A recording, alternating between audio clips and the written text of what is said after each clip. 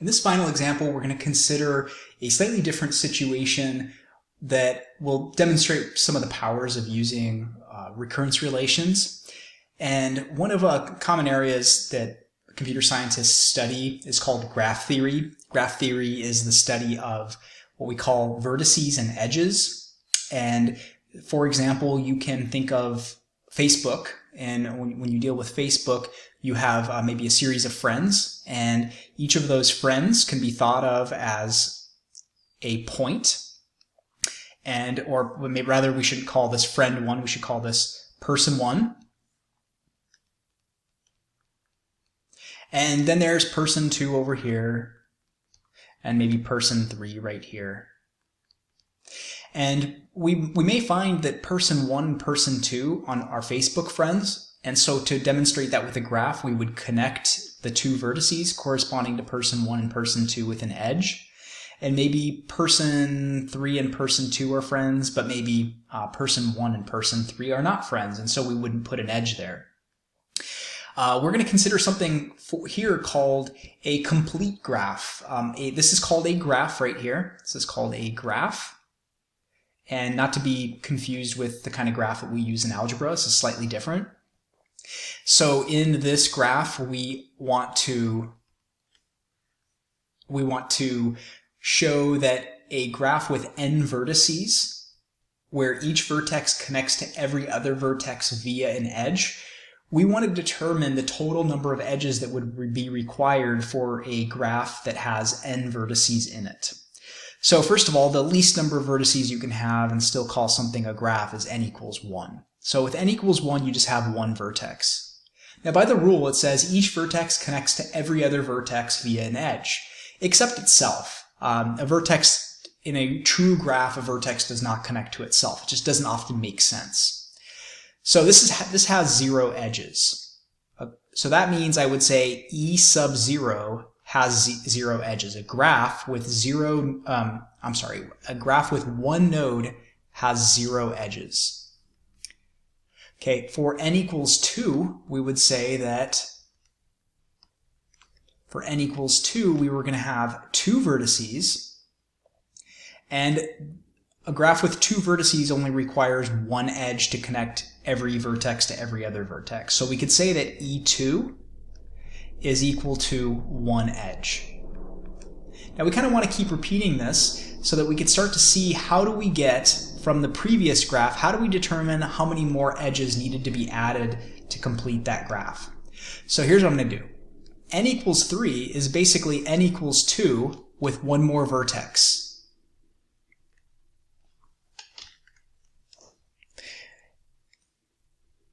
So I'm going to copy this graph here. I'm going to come over here and paste it. And this graph is basically just going to require one more vertex. And now I'm going to use a different color to show that now I need 2 more edges to complete this graph. So that means the graph with 3 vertices is going to have a total of 3 edges. And a graph with 4 vertices is going to be the graph with 3 vertices with one more vertex and a corresponding number of edges that will complete it. So in this case, I have to add one more vertex, and then I have to add from every existing vertex another edge to connect to that vertex itself. So we see that this has 3 more edges than the previous one did for a total of 6 edges. So E4 is equal to 6. And I can do the same thing for n equals 5. I'm going to take the n equals 4 graph, copy it, paste it, and now we should be able to put in our 5th vertex. And we see that that's going to require 1, 2, 3, 4 edges formed to connect every existing vertex to the new vertex. And that's going to say E6 is going to be, E5 is equal to 6 plus 4 more, which is 10. So what I want to do is I want to say how many vertices will a graph with n edges require. Well, in terms of the graph with one fewer vertex, sorry, I think I said, yeah, how many edges will a graph with n vertices require? So if I notice from n equals 2 to n equals 3, I had to add 2 edges. From n equals 3 to n equals 4, I had to add 3 edges. And then I had to add 4 edges. So here I'm going to say this was plus 2 edges from this guy over here. This was plus 3 edges. And this was plus 4 edges. So what I can see here is the number of edges that I'm adding is always n minus 1. So to take the number of edges in the previous graph, I have to add n minus 1 to that to get the number of edges in the next graph. So for example, to demonstrate this, to get E5, I would take E4. So to get E5, I would have to take E4 and add to it 5 minus 1. And so we see that the graph with 4 vertices has 6 edges. And now I have to add 4 more edges to give me 10, which I see that works to generate the E5 graph. So that's my recursive relation here. And once again, we don't want to have to work our way up to, say, E100 by doing everything in the sequence. So we want to try to solve this recurrence relation so I can just say, I want to know how many edges a complete graph with 100 vertices is going to have. So we're going to do this the exact same way as we did for our previous examples. We're going to do this with the method of iteration. So let's start this off. So E sub 2 is going to be E sub 1 plus 2 minus 1. And the reason our initial condition is E1 here is because we can't have fewer than one vertex. So the graph with one vertex is the smallest graph we could possibly build. So that means E2 is going to be E1 plus 1. And that makes sense, right? Because E1 required 0 edges, or E1 was 0. Add one more edge to that, so a graph with 2 vertices is only going to require 1 edge. And now to get E3, I have to take E2 plus 3 minus 1. Okay, E2, I'm going to substitute in this expression here. So I'll have E1 plus 1 plus 2. And to get E4, and again, I don't want to combine 1 plus 2 because I want to see what the pattern looks like. So to get E4, I'm going to have E3 plus 4 minus 1. E3 is equal to E1 plus 1 plus 2. So I'll have this should be, E1 plus 1 plus 2. So that's what I'm plugging in for E3. And then the plus 3 on the outside. So that's going to be E1 plus 1 plus 2 plus 3.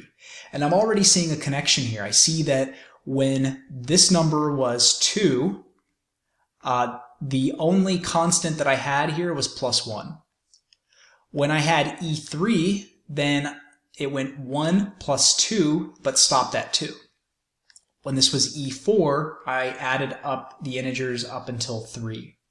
So I think I see the general pattern here. In fact, if I were to generate E5 I think would be E1 plus 1 plus 2 plus 3 plus 4, stopping one value shy of the current index.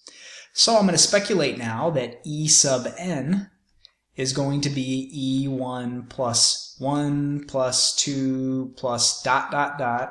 When's it going to stop? Well, it's going to stop when that value is 1 unit shy of the current index. So what is 1 unit shy of n? Well, that would be plus n minus 1.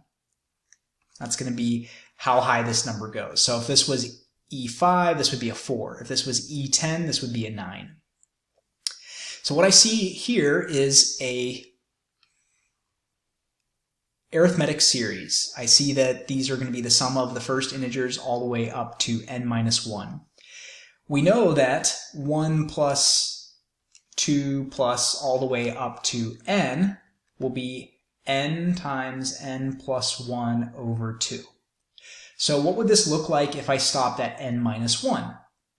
Well, all we're really doing here is, if you notice, here we have n, that's the same value here and here.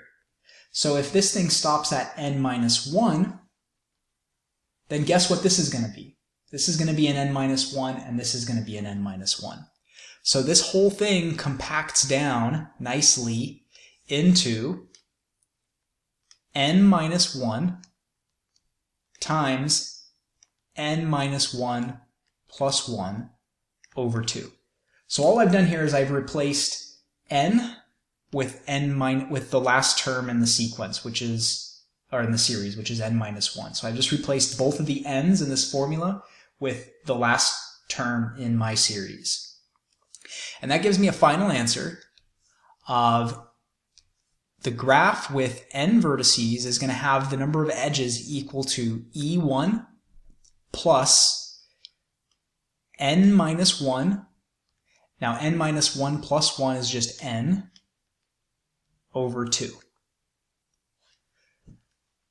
And so now if I want to check my work, I know that E5, the graph with 5 vertices, had a total of 10 edges.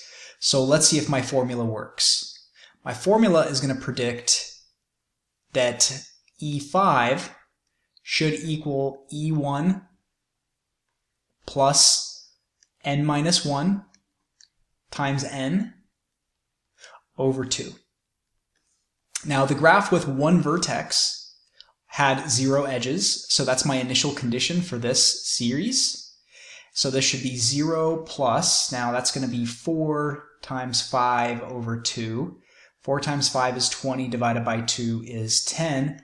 And lo and behold, our solved recurrence relation does in fact tell us the number of edges required for a graph with 10 vertices. Sorry, a graph will require 10 edges if it has 5 vertices.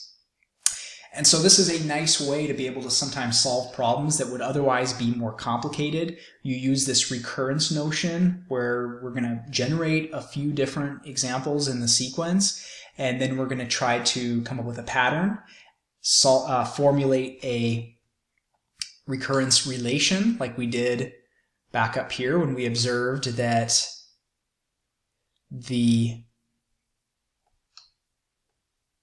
graph with n vertices is going to have the number of edges equal to the number of edges in the previous graph plus n minus 1 more edges that have to get added to connect the existing vertices to that new vertex.